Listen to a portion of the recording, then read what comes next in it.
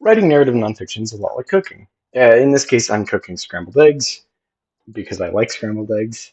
So I've got eggs, cheese, salt, pepper, and just like with writing, cooking is about taking base ingredients and merging them into something greater than their parts. In this case, I'm using my vehicle that is a pan to do that. But in a story like Into the Wild, it's McCandless's adventures. That is the story upon which we read. Let me grab my water really quick.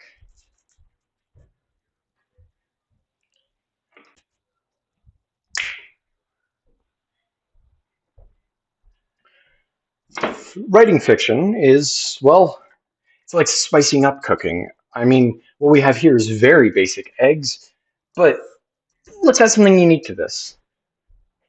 Let's add, what is this, chili lime? I want to say it's chili lime. I've used it a lot, but I still can't remember. We're adding that.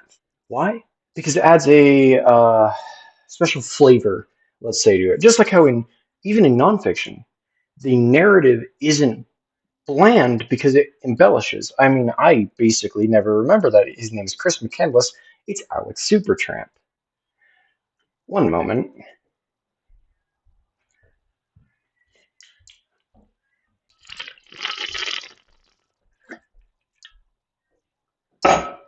In Into the Wild. Here, let's start. In Into the Wild, the narrative is defined primarily by a real person.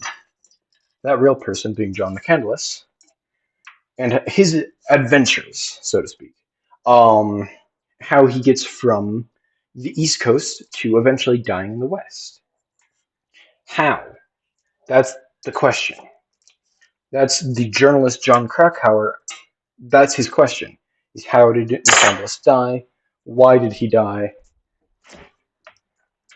And what circumstances led to his death? I made eggs yesterday, so this was in the wash. So, while cooking, commonly you're going to take your first ingredient, again, eggs, and because I'm scrambling them, I don't care about the yolk. I do care about getting eggshells in my food, though. That's a big no. This is getting oh so slightly worse. So I'm just gonna pretend that I know what I'm doing. See, everything worked out in the end. And let's do that again. A lot better. Now, in stories like Into the Wild, we take our very first ingredient, that being McCandless himself. The story's about him, you know? And just like how eggs are, well, they're always about the egg. You can't disturb that. You can't make eggs about something else. They're always going to be about eggs. The food is always going to be an egg, just like the story about McCandless is always going to be ultimately about McCandless, not about his sibling, his sister, or his parents, or the old man he meets in Arizona. It's about him and how what he does affects people. And everything we add to this story, every splash of inspiration is like salt and pepper. That being, these are those secondary characters. These are those Arizona men who gave up drinking until after they found out that Chris had died. These are the ways we spice up the story.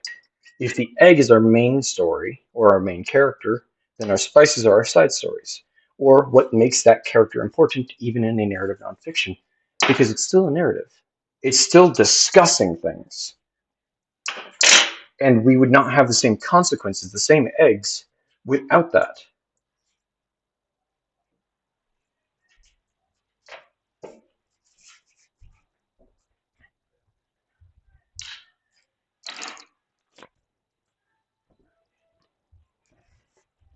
In Into the Wild, McCandless isn't known for being McCandless. He's known for being the super tramp. He's known for being someone bigger than reality.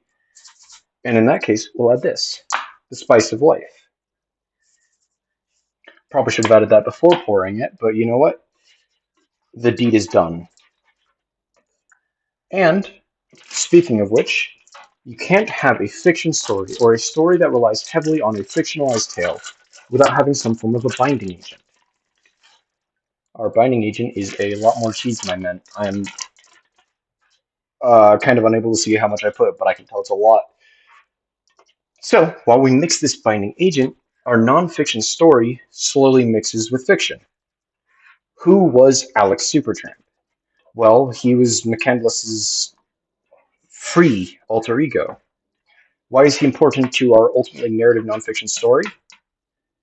Because he defines why McCandless died. Narrative nonfiction ultimately needs fiction to tell its story, because without it, without the embellishment you get from fiction, the hyperbole, didn't literally happen, the metaphor that could happen from perhaps omitting certain elements, you'll never get a complete story. And as someone who has read Into the Wild, it's a complete story. I can't tell how cooked these eggs are right now. But also in Into the Wild, we see the failings of what could be straight narrative nonfiction. We don't know how McCandless died. Full stop. There are theories. It could have been he ate something and it caused his digestive system to go out of whack. It could have been he just couldn't find food. It could have been he decided to stop living, having decided he lived a full life. We don't know. But where narrative nonfiction fails, fiction tells us what happened. Fiction allows us to theorize about what happened, at the very least. And in that, we get to our point. That narrative nonfiction allows us to feel the weight of consequence. How McCandless dies, and that is felt because he was a real person. But fiction allows us to embellish that story. For without fiction, there is no Alex Supertramp. And if you'll excuse me, it sounds like my eggs are done.